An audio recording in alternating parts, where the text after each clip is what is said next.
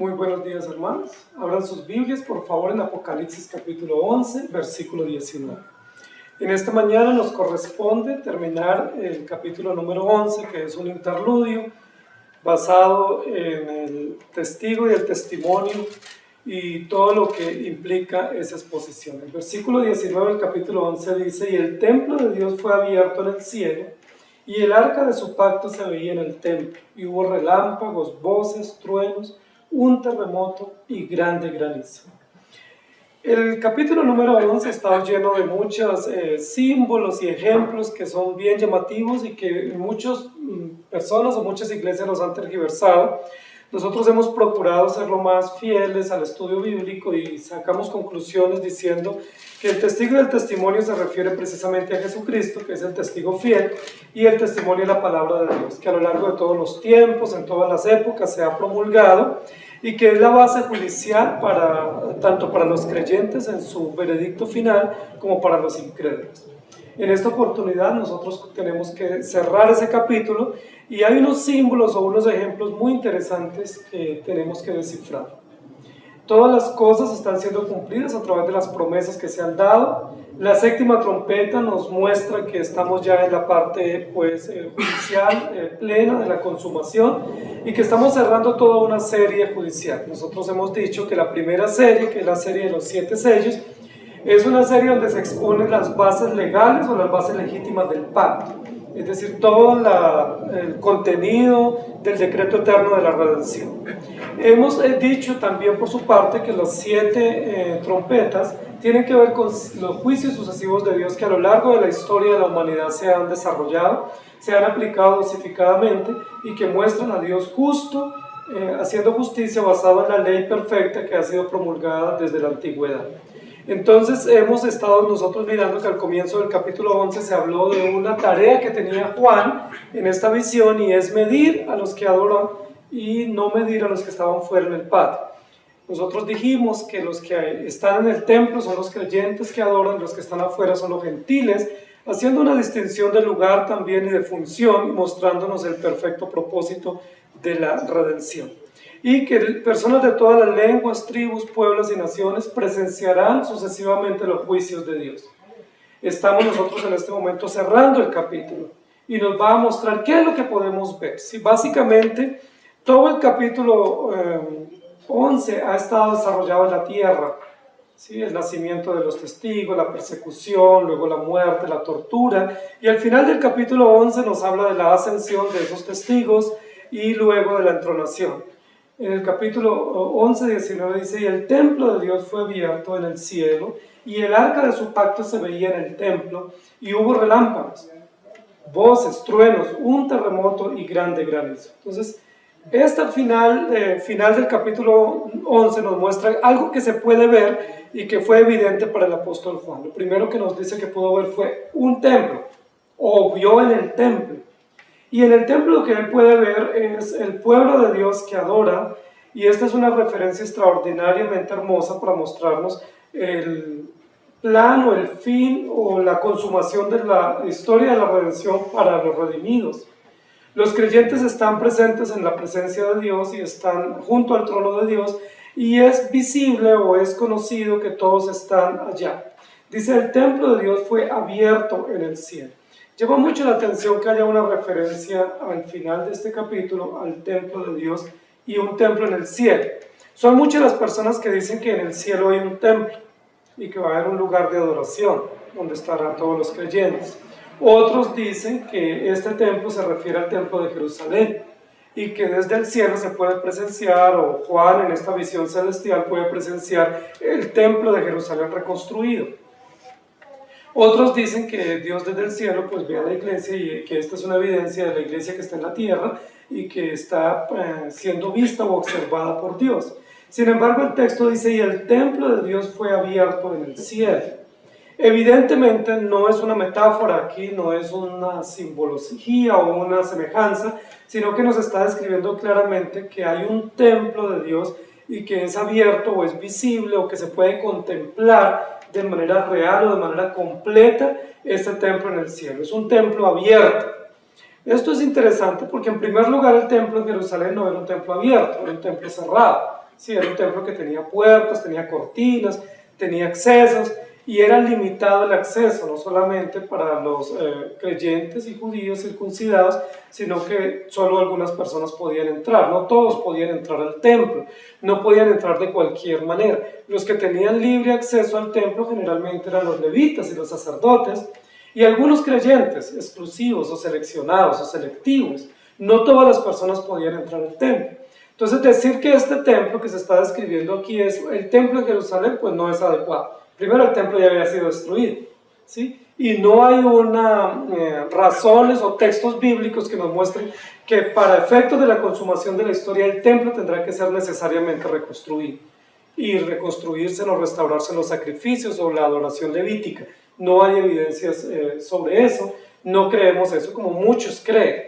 Este templo tampoco puede ser un templo espiritual, ¿sí? Porque algunos dicen, no, es un templo espiritual, es decir, están las almas adorando de forma espiritual.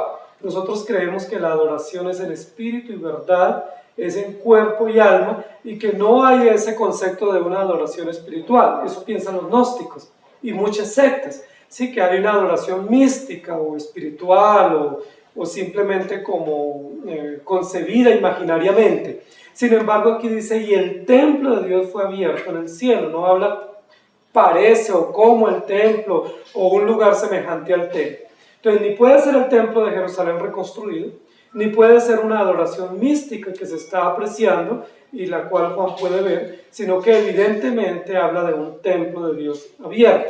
Al comienzo del capítulo 11, nosotros vimos que ese templo se refiere o indica a los creyentes.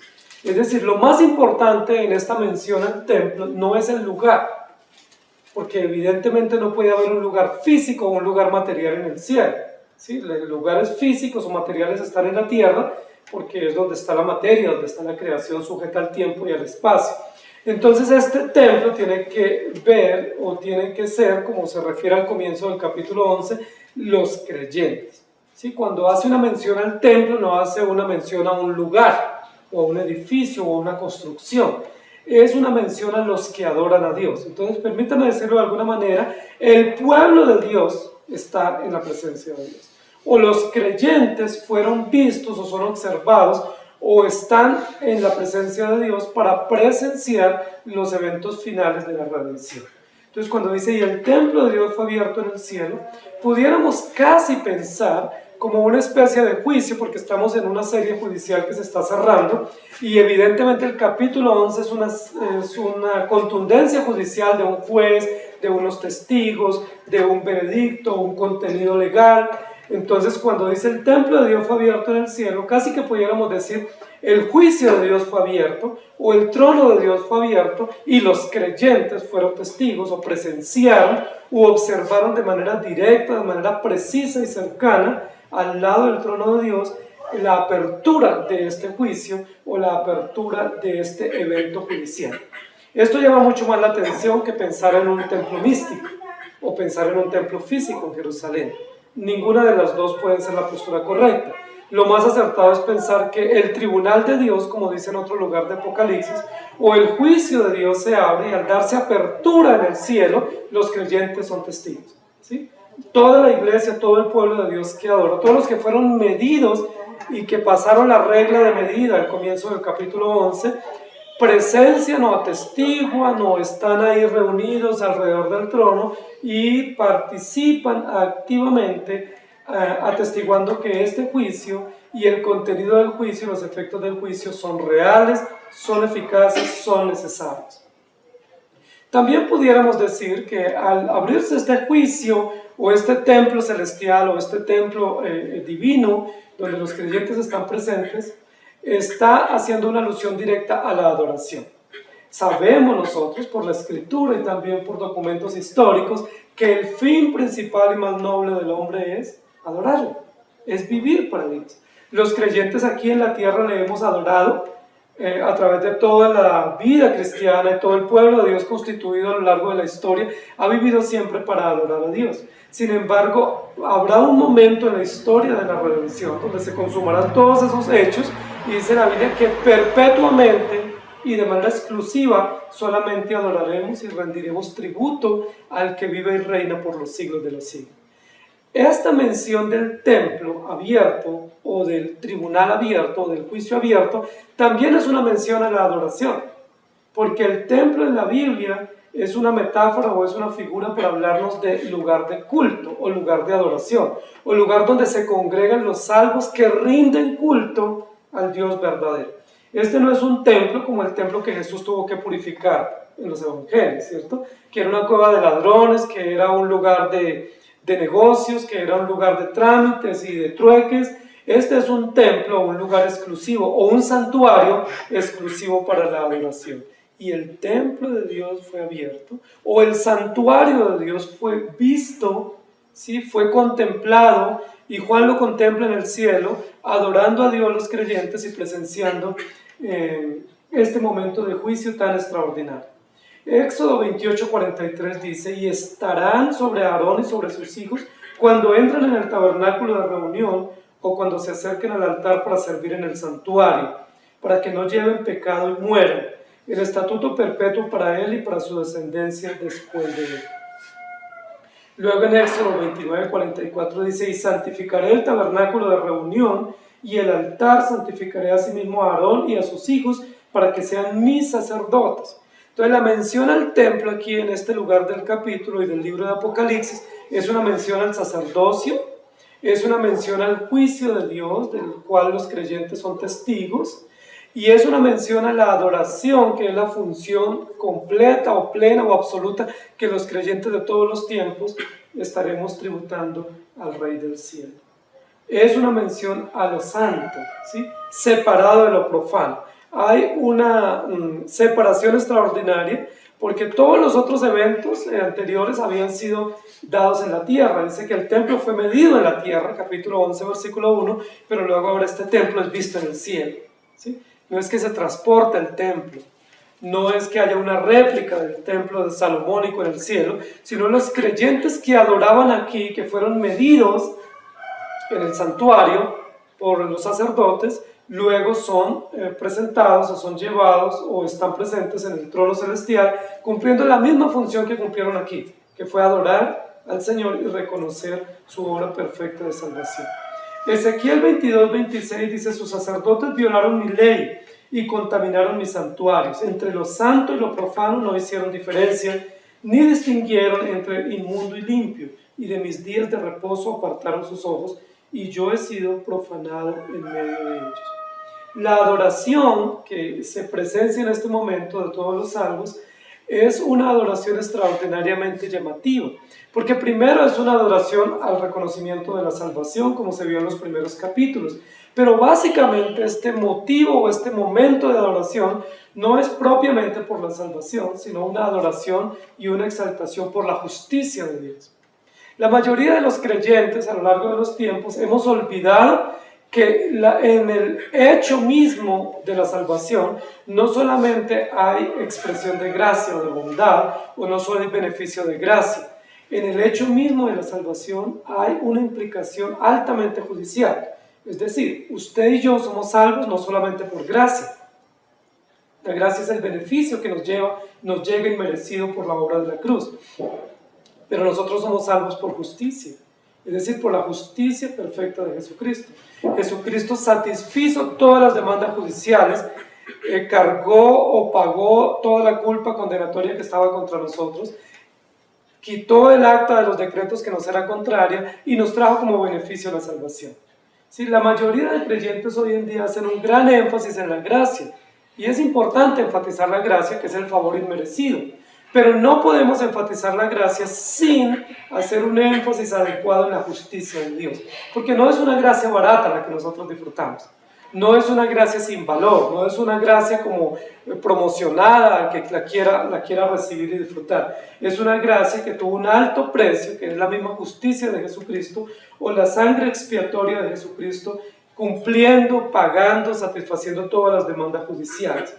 Aquellos por los cuales no se pagó o no se anuló estas actas de los decretos, es decir, los que están fuera del templo, los gentiles, los que están en el patio, ellos tendrán que presentarse ante el justo juez y los creyentes presenciaremos ese momento. Y el templo fue abierto y los creyentes estaban allí, junto a Dios para presenciar, o junto a Cristo, para presenciar los efectos terribles pero necesarios de la justicia de Dios.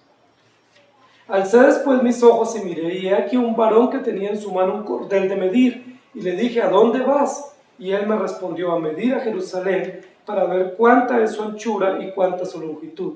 Y aquí salía aquel ángel que hablaba conmigo, y otro ángel le salió al encuentro y le dijo, corre, habla a este joven diciendo, sin muro será habitada Jerusalén a causa de la multitud de hombres y de ganado en medio de ella. Yo seré para ella, dice Jehová, muro de fuego en derredor, y para gloria estaré en medio de ella.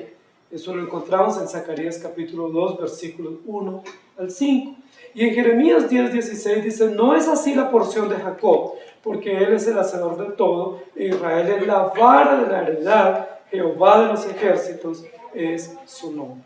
Habla de justicia, habla de vara, habla de medir, habla de regla y habla de un veredicto final. Los creyentes estarán allí presentes. Apocalipsis 21, 15 y 16 dice, el que hablaba conmigo tenía una caña de medir, de oro, para medir la ciudad, sus puertas y el muro. La ciudad se halla establecida en cuadro y su longitud es igual a su anchura, y él midió la ciudad con la caña, 12,000 estadios. La longitud, la altura y la anchura de ella son iguales. Y el templo de Dios fue abierto en el cielo, lugar de adoración, el santuario, los testigos que junto al testigo fiel y verdadero que es Cristo, presenciarán el veredicto final para los incrédulos y también el veredicto para los creyentes. Y el arca del pacto se veía en el templo. En esta segunda parte del versículo nos muestra un lugar muy extraordinario del templo. Nosotros ya hemos dicho que básicamente el templo de Jerusalén, o el templo salomónico que Dios ordenó, y luego y anteriormente la réplica del pacto, del tabernáculo, habían tres lugares principales, ¿cierto? El atrio, el lugar santo y el lugar santísimo. En cada uno de esos lugares habían unos utensilios, elementos propios de la adoración por los cuales tenían que pasar los creyentes y que Dios los había estipulado, como mostrando el sendero correcto a la adoración verdadera. En esos lugares, en cada uno de ellos había altares. En el primero estaba el altar del sacrificio, en el atrio, donde se mataban los animales y estaban los cuernos del altar. En el segundo estaba el altar de la oración, o el altar del incienso, donde se oficiaban o se quemaban los inciensos que indican o señalan las oraciones o el culto de los creyentes a Dios, las súplicas. Y en el tercer lugar estaba el arca del pacto, es decir, en el lugar santísimo. A ese lugar solamente entraba el sumo sacerdote, ocasionalmente. No era un lugar frecuentado, era un lugar muy exclusivo. Estaba la presencia de Dios. Dice el texto que ahí se manifestaba la Shekinah de Dios, la presencia de Dios, y estaba el lugar donde se propiciaba o se rociaba la sangre de las víctimas para declarar que habían sido perdonados sus pecados. Este lugar es un lugar exclusivo, y para entrar a ese lugar, pues primero solo lo hacía el sumo sacerdote, y el pueblo no podía básicamente ver lo que sucedió o acontecía allá. Sin embargo, este texto dice, y el arca de su pacto se veía en el templo. Juan logró presenciar el arca del pacto. Era un lugar y un utensilio que era exclusivo y el pueblo básicamente no lo podía ver. Pero hay una promesa redentiva que dice que cuando Jesucristo muriera en la cruz, el velo se iba a rasgar y podríamos tener libre acceso al trono de la gracia o al propiciatorio o al arca del pacto. Es decir, aquí nos está describiendo que por la justicia perfecta de Jesucristo, el testigo fiel y verdadero, que fue muerto por los enemigos del reino, por los gentiles, que hollaron la ciudad y por 3 días y medio hicieron burla sobre los cadáveres o sobre el cadáver del cordero y se mandaron presentes, luego le vieron ascender. Por esa acción judicial y vicaria de Jesucristo en la cruz, el velo del templo se rasgó y hay un libre acceso de todos los creyentes al trono de la gracia. Esa es la razón por la cual Juan puede presenciar el arca del pacto. En otras condiciones no la pudiera presenciar, porque no tenía esa libertad. Sin embargo, aquí nos está diciendo que esta visión tiene que ver con el cumplimiento perfecto de Cristo y con su justicia cumplida y aplicada en la cruz del Calvario, y que estamos ante un evento de consumación. El arca de su pacto se veía en el templo. El arca del pacto se veía en el templo, pero está hablando del arca de la alianza o el arca del pacto, que simboliza todos estos elementos de la redención. Recordemos que para la época en que Juan escribe, primero el templo ya estaba destruido, ¿sí? Segundo, el arca había sido robada mucho tiempo antes por los enemigos del pueblo de Israel y había sido perdida y desaparecida. Sin embargo, Juan la ve porque era un elemento propio de la adoración en el templo. El arca del pacto. Yo quisiera que recordáramos que esa arca pues era uno de los símbolos más preciados del pueblo de Israel, ¿sí? Uno de los símbolos que tenían que ser guardados y custodiados especialmente por la monarquía en Judá, y los sacerdotes lo cuidaban mucho porque pues era un símbolo no solamente redentivo, un símbolo de pacto, sino que cuando el arca estaba con ellos, dice la Biblia que el pueblo prosperaba. Pero cuando el arca era robada o era despreciada, el pueblo tenía serias bajas, especialmente en las guerras o en sus batallas con otras naciones. El arca del pacto. ¿Por qué se llamaba el arca del pacto? Porque de todos los elementos de la adoración hebrea, especialmente del culto hebreo y del templo israelí, de todos esos elementos, el más significativo era el arca del pacto, porque el que estaba más adentro, ¿sí? Era donde se dictaminaba la libertad de culpa o la expiación de los pecados, y era un lugar muy exclusivo, ¿sí? Recuerden que era una mesa básicamente de oro y tenía unos entrepaños, y en esos entrepaños había 3 elementos básicos que Dios había estipulado que se guardaran. Los 3 elementos tenían una connotación importante con la historia de la redención. Esos 3 elementos eran una réplica de las tablas de la ley, o de los 10 mandamientos, o de la ley de Dios, una porción del maná, como Dios alimentó al pueblo en el desierto, y la vara de Aarón que reverdecía. Esos 3 elementos debían permanecer en el arca de la alianza, en el lugar santísimo, lugar exclusivo de la adoración en el templo. Esos 3 elementos no eran 3 elementos casuales, no se podían cambiar a juicio de cualquier rey o cualquier sacerdote, no se podía subestimar el significado de esos 3 elementos. Esos 3 elementos eran, además de símbolos, eran señales verdaderas y mensaje contundente del pacto de la redención. ¿Qué significaban las tablas de la ley? Pues la ley de Dios, el testimonio de Dios. Los creyentes creemos, esperamos y confiamos firmemente en la ley de Dios. Nos sometemos por completo a la voluntad de Dios, no porque nos guste, no porque sea fácil cumplirla, no porque nos agrade en su totalidad, sencillamente porque esa es la ley de Dios. Porque es buena, porque es perfecta, es agradable, y porque esa es la base o la regla de medida para el juicio. Cuando lleguemos ante el juicio de Dios, ante el tribunal de Dios, la regla de medida o la caña de medida es la ley de Dios. Es decir, esa es la medida, esa es la norma sobre la cual todos seremos juzgados, tanto creyentes como no creyentes. Por eso era importante que estuviera permanentemente en el arca del pacto la ley, porque la ley tiene también otro nombre, especialmente en los Salmos, y se conoce como el testimonio.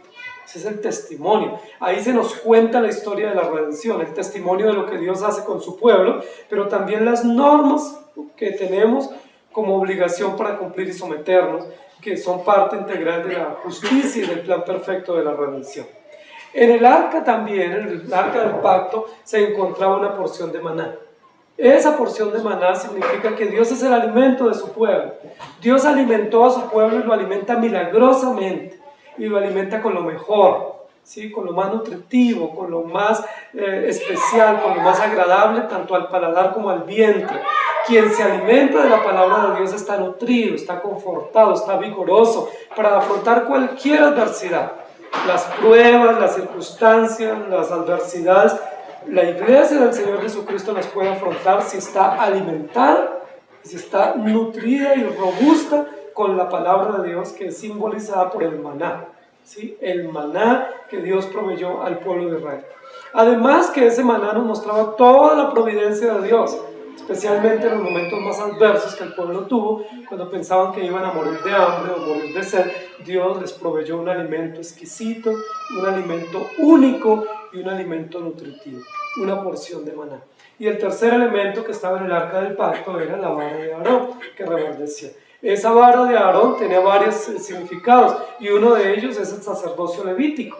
Es decir, Dios está respaldando un sistema sacerdotal levítico, y todo lo que ofician los levitas y los sacerdotes en el templo es visto por Dios, es respaldado legalmente por Dios, porque ahí está la vara que era señal del sacerdote, ¿sí? Pero también la vara que reverdeció es una señal a la resurrección, ¿sí? O a la inmortalidad de los creyentes.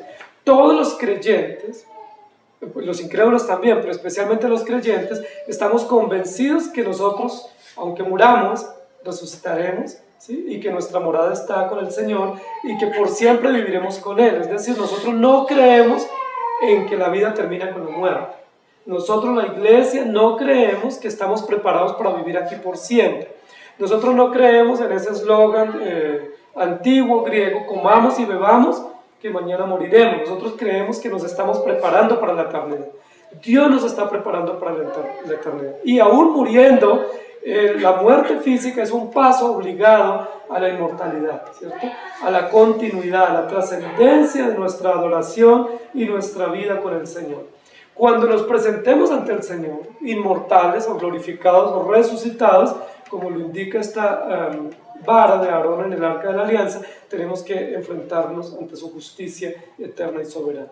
Entonces, el hecho de que en este texto se vea o se aprecie, o Juan pueda apreciar y dejar por escrito registrado, que se veía, no parecía o no le contaron, o no supuso, sino se veía el arca del pacto en el templo, lo que nos está diciendo es, ahí está el trono de Dios, donde el sacerdote o el sumo sacerdote oficia. En el arca oficiaba el sumo sacerdote, para dar su veredicto judicial.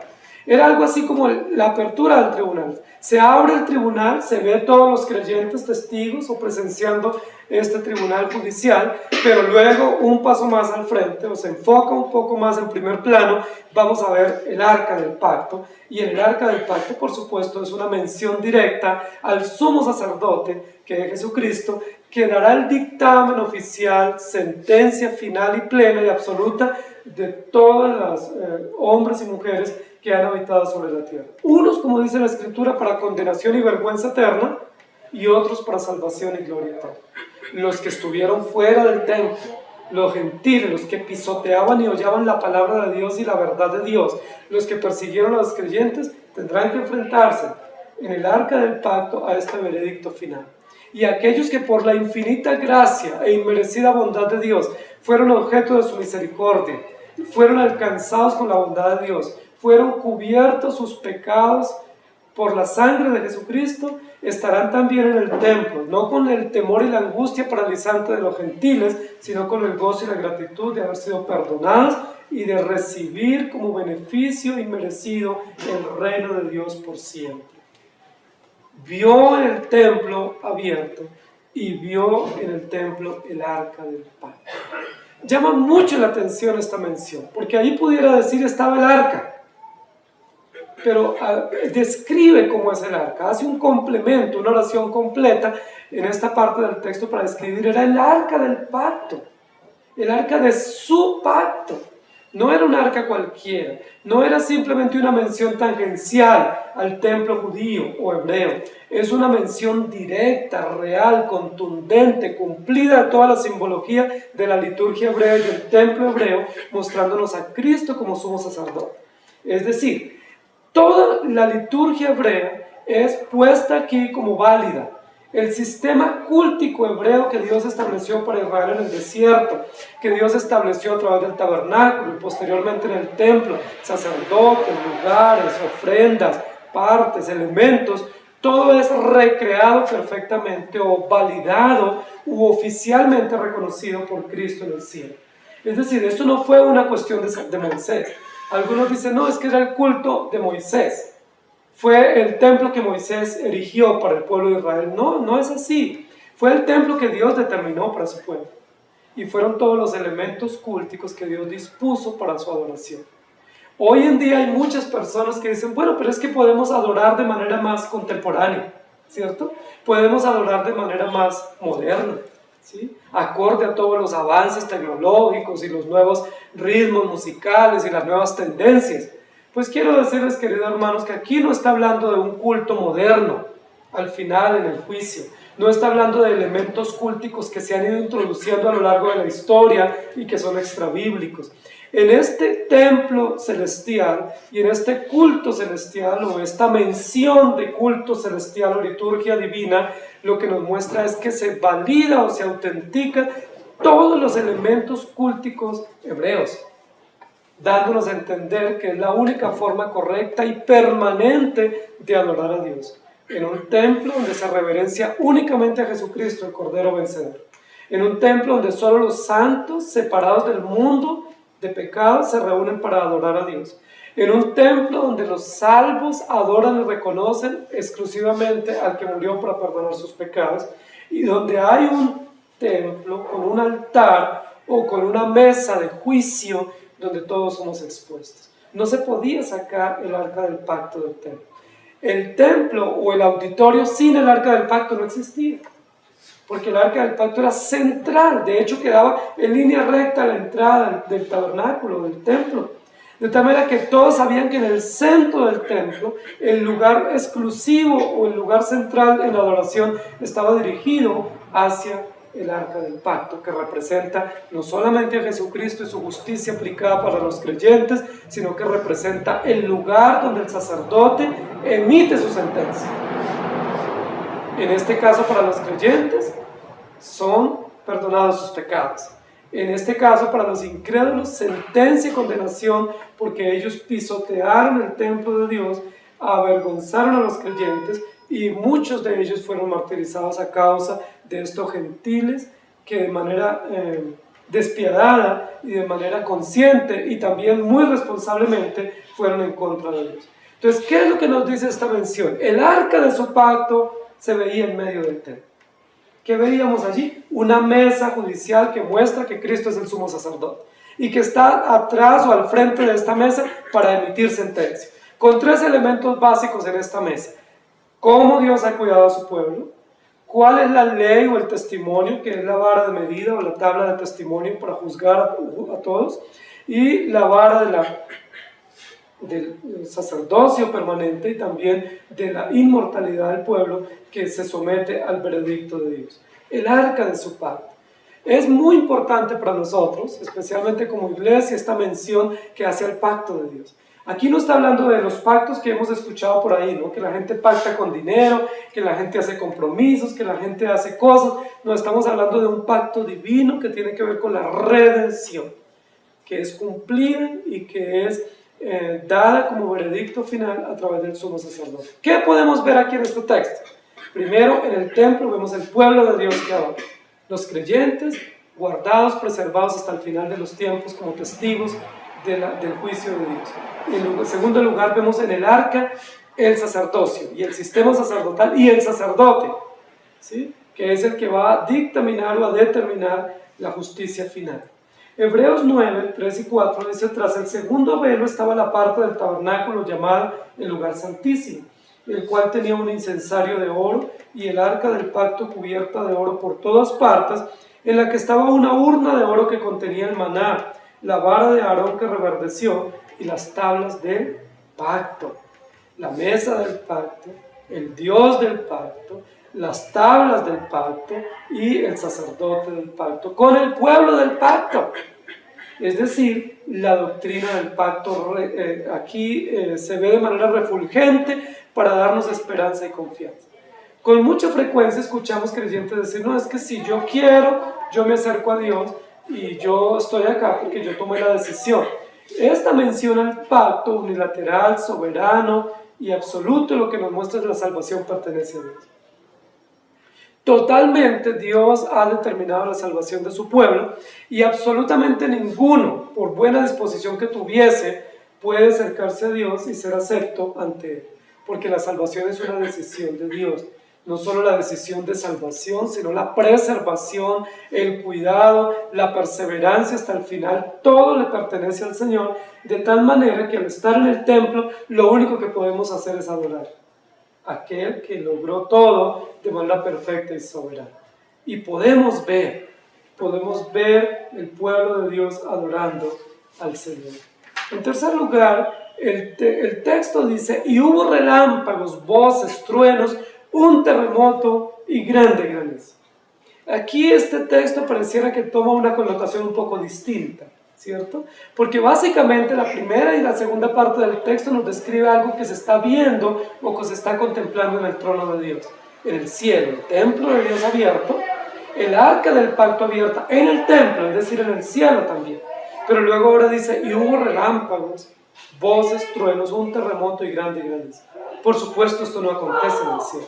No hay tormentas en el cielo, y menos tormentas eléctricas, y menos tormentas con elementos químicos, elementos gaseosos, con elementos de la naturaleza.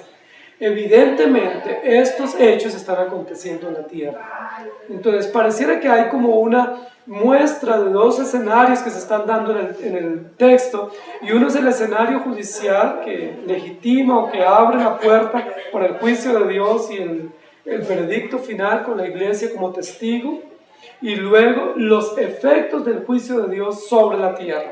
¿Sí? Hemos estado viendo a lo largo del libro de Apocalipsis que hay muchos efectos judiciales de Dios en la tierra, especialmente conocidos a través de elementos de la naturaleza, ¿cierto? Inundaciones, terremotos, tsunamis, inundaciones, en este caso una gran tormenta. Lo que se nos describe aquí en este texto es una terrible tormenta, aterradora. Yo tengo ya temor de estar en una tormenta así, donde hay relámpagos, voces, truenos, un terremoto y grande granizo. Es decir, no es un evento agradable a la vista y al oído de quienes lo están presenciando. ¿Sí? Si es una llovizna o una lluvia tranquila, estamos tranquilos presenciando, quizás ahí en la ventana, posiblemente tomando fotos, tomando café ahí tras la ventana, observando esa lluvia agradable, fresca, el sonido de la lluvia sobre el techo o sobre el piso o sobre las plantas. Pero no es eso lo que se nos está describiendo. No es una lluvia agradable, no es unos sonidos o un granizo que llama mucho la atención observar. Esto que está sucediendo aquí en este texto es terrorífico. ¿Sí? Es una tormenta eléctrica sin límites, sin precedentes. Es una tormenta de juicio, es una tormenta paralizante, aterradora, terrorífica, tenebrosa. ¿Para quiénes? Por supuesto no para los creyentes, porque los creyentes están en el templo de Dios adorando, están a salvo, está el sacerdote en el arca oficiando, han sido libres de esa realidad judicial devastadora. ¿Para quiénes es el terror en esta tormenta eléctrica? Para los impíos.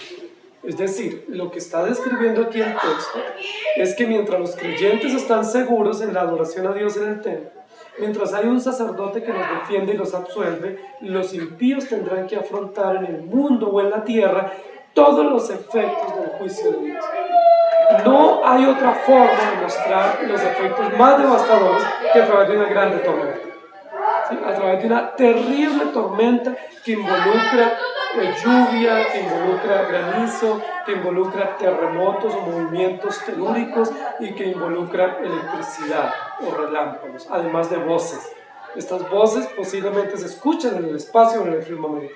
Es probable que estas no sean las voces de los impíos reclamando protección, sino que sean las voces en la misma tormenta donde anuncian que esto es un juicio de Dios. En otras oportunidades hemos visto en Apocalipsis que habla de truenos y grandes voces, y nosotros dijimos que es una forma de personificar el juicio de Dios, es decir, que estos truenos, aunque no hablan, sino que son estruendos en el espacio, en el firmamento, por algunos efectos de en la tormenta, lo que nos muestra es que ellos anuncian, son anuncios públicos de la existencia de Dios y del poder de Dios. Los truenos no anuncian que Dios existe, los truenos anuncian que Dios está airado. Los truenos anuncian que Dios está furioso. ¿Contra quiénes? Contra los impíos, porque ellos no son objeto de la misericordia de Dios. Estos truenos, este relámpago, esta mezcla de elementos y de efectos en la naturaleza y en el espacio, lo que nos muestra es Dios está enfurecido contra los impíos y ya no va a dar más tregua contra ellos. En otras oportunidades les dio treguas. Al comienzo del capítulo 11 dice, no los midas, déjenlos afuera, tranquilos, déjenlos a su libre árbitro, déjenlos a su antojo que ellos hagan y deshagan conforme ellos anhelen y quieran. Déjenlos tranquilos, no se importe por ellos. En el capítulo 10, Dios le había dicho a Juan, profetiza. ¿A quiénes? Profetiza a los creyentes del cumplimiento de las profecías, pero anuncia al mundo entero lo que está por venir. Los gentiles no van a apreciar el testimonio ni a los testigos, sino que los van a matar. Los gentiles lo que van es a hollar y a pisotear la verdad. Pero llega el momento en que no podrán escapar de la terrorífica ira y la justicia de Dios. Para muchos que se atreven a decir que Dios es solo amor, aquí tenemos una mención contundente que desvirtúa ese pensamiento novelesco o fantasioso. Para aquellos que se atreven a pensar que Dios es un Dios bueno y solo amor y que todo pasa por alto, pues yo quisiera que pudieran explicarme este texto, ¿sí? ¿Cómo ellos pueden explicar que haya semejante tormenta y que eso no llene de terror y de parálisis a aquellos que están viviendo esta realidad? Además que una tormenta de esta magnitud pues no simplemente es el efecto de temor y de angustia al presenciarla, sino que hay muertes. En todo terremoto hay muerte. Cuando hay grande granizo hay muerte también. Cuando hay relámpagos y tormentas eléctricas hay muertes. Es decir, este es un juicio devastador, donde no solamente causa terror a los que lo presencian, sino que causa o cobra vidas de los que están allí bajo efecto de este juicio. ¿Qué podemos ver los creyentes? Los creyentes podemos ver que Dios es justo. ¿Sí? Este texto, aquí en este interludio del libro, antes de comenzar la otra serie, que es la serie de las copas de la ira, nos va a mostrar que Dios es justo. ¿Cómo vamos a ver la justicia de Dios? Primero la vamos a ver preservando en su templo a los creyentes. Dios es justo porque ha tomado la medida y la precaución de preservar a su pueblo bajo el santuario santo de adoración. Es decir, Dios preservó a su pueblo, lo congregó, lo reunió en un culto de adoración donde Él va a presenciar. ¿Cómo más vemos que Dios es justo? Porque Él está en el arca de la alianza. El arca de la alianza testifica que las disposiciones del pacto o las prerrogativas del pacto han sido cumplidas fielmente, no por la iglesia, no en la historia de la redención, sino que han sido plenamente cumplidas por Jesucristo, el sumo sacerdote y Cordero vencedor. Vemos también la justicia de Dios en que los creyentes en el templo abierto puedan presenciar lo que acontece con el mundo y con los impíos. Algo que me llama mucho la atención es que Dios nos va a permitir ver o nos va a dejar ver a la iglesia en su conjunto el juicio que Él trae sobre los incrédulos. No, en algún sentido no fuese necesario, porque sabemos que Dios es justo. No necesitamos corroborarlo. Sin embargo, vamos a poder corroborarlo. ¿Cómo lo corroboraremos? Dice que los creyentes estarán en el templo abierto, es decir, sin puertas o sin muros, y presenciarán lo que está aconteciendo aquí en la tierra y lo que se está dictaminando en el cielo. Pero también es importante verificarlo porque Dios ha prometido que los creyentes veremos la justicia o veremos el impacto judicial sobre los incrédulos. Esto no para que saquemos pecho y nos llenemos de venganza, porque no tenemos por qué llenarnos de gozo cuando hay juicio sobre los incrédulos. No tenemos por qué cantar victoria contra ellos, porque están bajo el efecto de la ira de Dios. Nadie debiera caer sobre la ira de Dios porque es terrorífico. Debiéramos suplicar a Dios que todos fuésemos librados. No obstante, el propósito de Dios es que a todos aquellos que no crean en el Evangelio están ya condenados. Nos guste o no nos guste, lo deseemos o no, esa es la disposición de Dios y su disposición es perfecta. Y el hecho de que podamos creerlo y podamos verlo, eso engrandece la justicia de Dios. Los creyentes podrán engrandecer la justicia de Dios, como lo hemos visto en el capítulo 4 y 5, los creyentes cantando, luego lo veremos en el capítulo 12, cantando y celebrando la justicia de Dios. Es importante que la iglesia vea que Dios es justo, no solamente que lo crea. Es importante que nosotros contemplemos que los eventos de la naturaleza donde hay muertos y hay devastación anuncian con contundencia que Dios es justo. Por supuesto, si nos dicen hubo un gran terremoto y murieron centenares de personas, yo no creo que ninguno de ustedes ni nosotros estemos celebrando esas muertes. Estamos consternados, pero además estamos diciendo Dios es justo. ¡Qué bueno! Dios es justo, no pasa por alto la maldad de una nación o de un pueblo o de unos gobiernos que se levantan contra Él.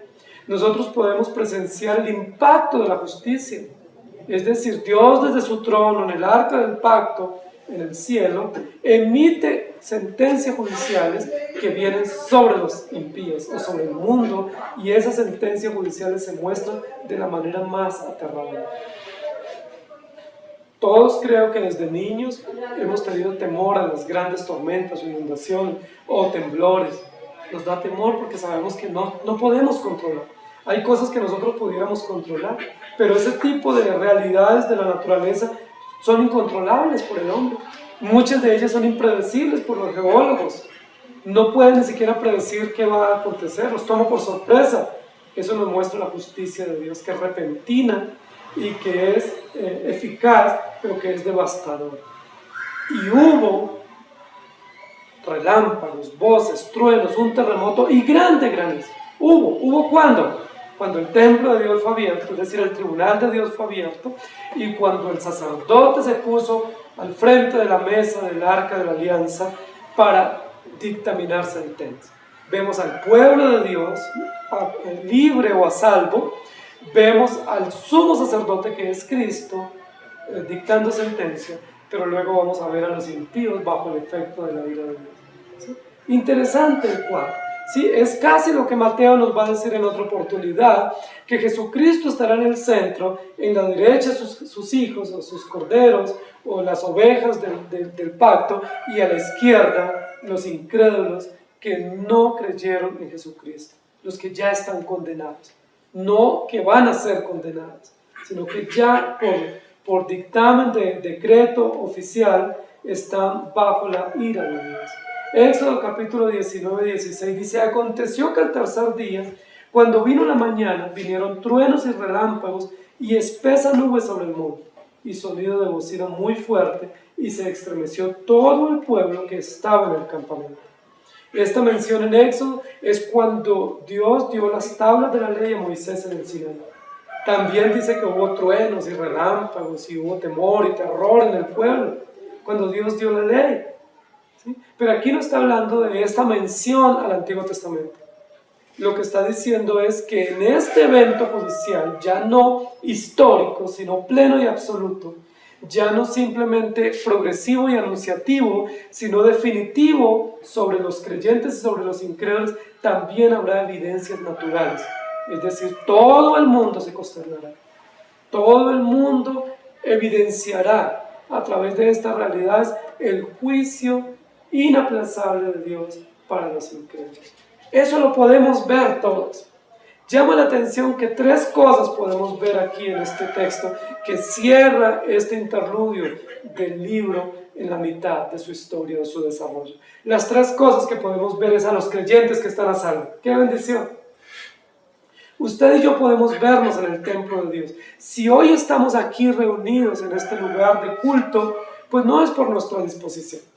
No es por nuestro interés, no es por nuestro gusto. Estamos aquí porque a Dios le plació y porque Él nos ha dado fe para creer y nos ha reunido y traído con cuerdas de amor para que vivamos para Él. Estamos aquí no porque nosotros dispusimos a hacerlo, sino Dios dispuso que su pueblo, los creyentes, nos reunamos para adorar. ¿Cómo sabemos que estamos a salvo? Porque en lugar de estar en el patio o estar en el mundo lleno de maldad, estamos aquí adorando a Dios. Eso significa que tenemos una ley, unos motivos, unos principios distintos al mundo. Eso significa que Dios ha transformado nuestras conciencias para hacernos responsables de la fe y para darnos a entender que nuestra vida le pertenece a Él y nos debemos a Él. En segundo lugar, podemos ver a Jesucristo en la mesa del pacto, o en el trono del pacto, o en el tribunal del pacto, dictando sentencia. Es decir, la base de la sentencia no son nuestras obras. La base de la sentencia no es lo que nosotros creemos o lo que hicimos.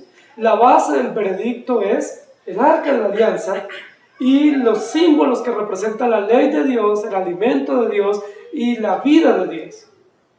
Y quien da o dicta o dictamina sentencia no somos nosotros. Ni tendremos un amigo que interceda por nosotros. Ni alguien, un abogado, podrá interceder a favor nuestro. Ni yo daré testimonio por otros u otros por mí.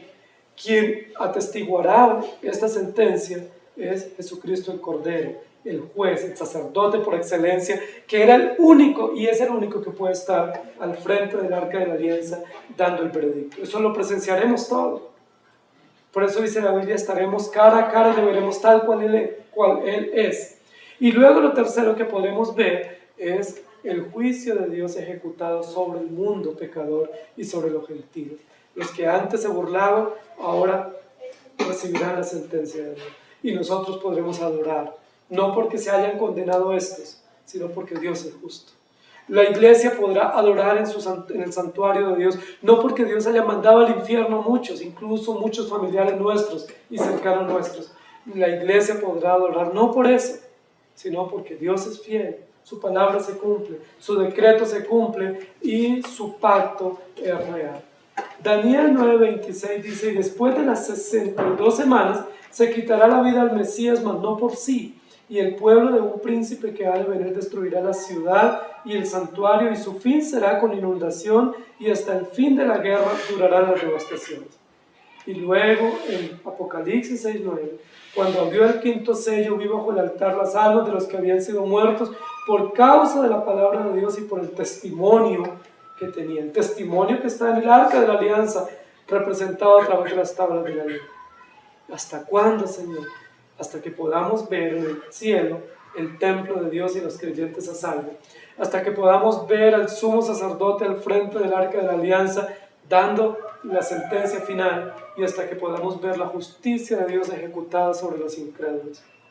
Eso lo podremos ver, y eso cierra el juicio de Dios. Juicios sucesivos que se van aumentando y haciendo cada vez más plenos y fuertes. Juicios sucesivos que vienen desde el comienzo de la historia de la redención, pero que al final la presenciaremos de manera extraordinaria como testigos beneficiarios de la redención, pero también como testigos contra aquellos que han sido enemigos del reino de Dios. Por eso la Biblia dice, no nos venguemos. No tenemos por qué levantarnos contra los incrédulos en venganza. Tenemos que denunciarles la palabra, presentarles la palabra, advertirles, pero no vengarnos, porque la venganza es de Dios. Y la venganza es seria y justa y muy precisa en el momento oportuno. Eso lo podremos ver, y gracias a Dios por eso. Porque como iglesia estamos a salvo y estaremos a salvo, no por nuestras obras, sino por Cristo, y podremos presenciar el juicio sobre los incrédulos. Que el Señor nos ayude. Inclinemos nuestro rostro. Amado Señor, gracias porque sin nosotros merecer absolutamente nada, tú nos das las promesas seguras de la redención y nos das la esperanza de poder ver y presenciar aquello que has hecho con tu pueblo a lo largo de la historia. Nos permitirás ver el cumplimiento preciso de todas las promesas de la redención.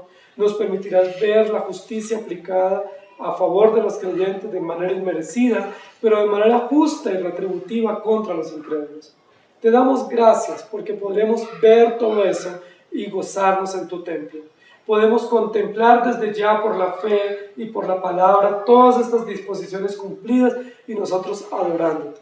Hoy podemos adorarte aquí en este santuario porque tú nos tienes a salvo. Nosotros queriendo estar en el mundo y tú preservándonos para ti. Te damos gracias. Hoy también podemos adorarte en tu templo porque tú eres el centro de nuestro culto y de la adoración. Tú eres el sumo sacerdote digno de ser adorado y reconocido. Porque no nos reunimos para tributarnos alabanza a nosotros mismos, ni para exaltarnos por nuestras acciones, y mucho menos para justificarnos por ellas. Venimos aquí con temor y temblor, porque somos pecadores, a rendir culto a ti, al único que todo lo puede y todo lo sabe. Y un día estaremos en tu misma presencia, y tú mismo en el santuario oficiando. Y también te damos gracias y te adoramos en este lugar de culto, porque sabemos, lo hemos visto y lo veremos en plenitud, que tú derramarás tu justa y santa ira sobre este mundo pecador. Será terrorífico y no habrá cómo salvarse, cómo escapar. Pero todo eso es justo, todo eso se ha advertido, todo eso es necesario y hace parte de todo el conjunto de la historia de la redención. Por eso te damos gracias. Te exaltamos por tu justicia a favor de tu pueblo, pero también por tu justicia contra los enemigos de tu pueblo. Te exaltamos por tu infinita providencia de permitir que haya mensajeros y mensaje en medio de un mundo hostil que desprecia a los mensajeros y el testimonio. Pero te damos gracias por ese mensaje que ha sido aplicado en el corazón de tu pueblo y que ha significado esperanza y gozo para tu iglesia. Gracias te damos, porque tanto lo uno como lo otro proviene de ti para tu propia gloria, de tal manera que nadie tenga excusa al presentarse ante el justo tribunal tuyo, porque unos hemos sido beneficiados por gracia y otros han despreciado constante y conscientemente el mensaje de la gracia, de tal manera que no tienen excusa ante ti. Te damos gracias porque todo esto es oportuno, lo pudo ver Juan, nosotros lo podemos ver, lo podemos presenciar y te agradecemos. En el nombre de Jesús. Amén. El Señor les bendiga.